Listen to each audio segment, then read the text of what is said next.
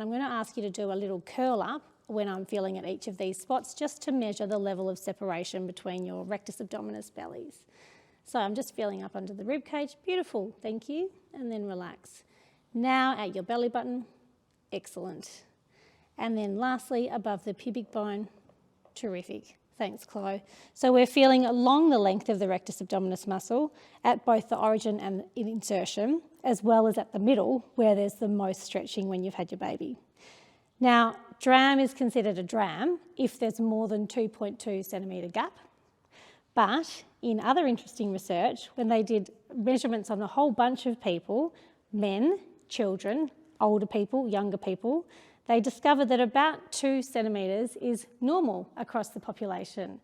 So we wonder whether or not we're perhaps over-treating DRAM. But anyway, that's something for us just to consider. The key thing here is to not let people get too carried away with it. Everyone who walks through the door says to me, oh my God, I'm so worried about my tummy muscle separation. And really, it's not as important as perhaps you think.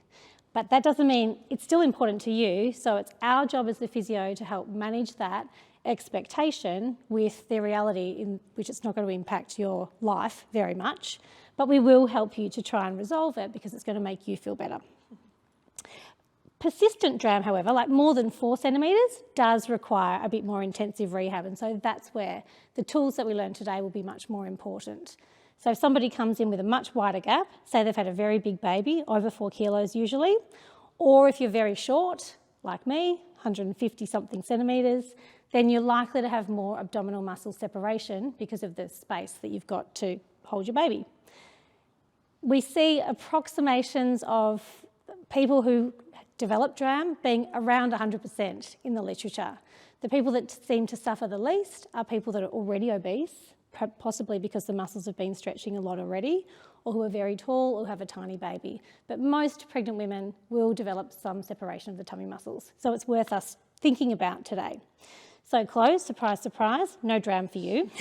But that makes it really we're just thinking about it.